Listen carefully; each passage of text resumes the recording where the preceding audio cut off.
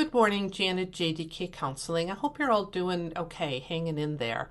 Today I want to talk with you about what happens when we cry and tears and the sort of the human purpose of tears and the physiological process that happens when we cry and why we need to cry. We don't live in a world where crying is really seen as an acceptable thing. We're supposed to suck it up and be strong and push our way through whatever it is.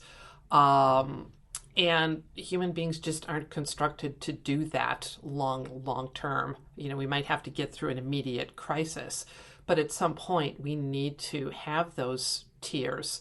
And again, as a society, this is not something that is generally acceptable, or it's a very private thing that we have to keep secret.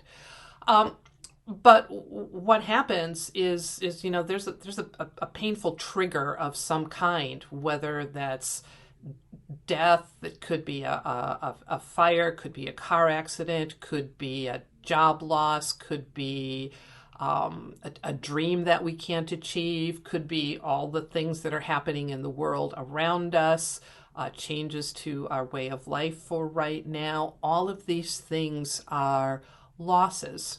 And underneath a lot of the anger that's also in our society is also grief at so many different levels.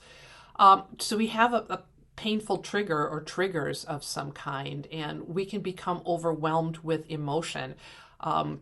Sadness for sure, fear, anger, a lot of very intense kinds of things that trigger can bring. And our amygdala, the emotional center of our brain, is activated when we experience any kind of loss or perceived loss or anticipated loss. And the amygdala, that part of our brain, sends a signal to our nervous system, which start the involuntary response of tears. And a lot of times we hold that back. We can and we've all done it. We've felt tears welling up or started tears and we quick brush it away or whatever. But the purpose of tears is to really help us self-regulate. When we cry, pain-killing chemicals, natural chemicals in our body are released, and mood-boosting chemicals are released, so that tears, that physiological process, as uncomfortable and as hard as it feels, is a necessary process. And a lot of times tears over and over. So we can help self-regulate these really strong emotions that come with losses. And right now, for so many people, losses have just piled up and piled up and piled up.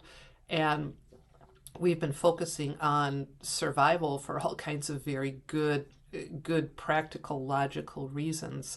But many now are starting to really experience, they can't hold back the anger anymore. They can't hold back the tears. And emotions are getting even stronger. So again, I'd encourage you, when the tears come up, when those feelings of sadness and grief and even anger come up, recognize that there is a lot of loss underneath all of this. Tears are okay. They are a necessary part of the healing process, which is going to take a long time. Let yourself cry. For right now, if you're not comfortable crying in front of someone else, or you don't have someone you can be vulnerable enough to cry in, go in your room. It's okay. Let the tears flow.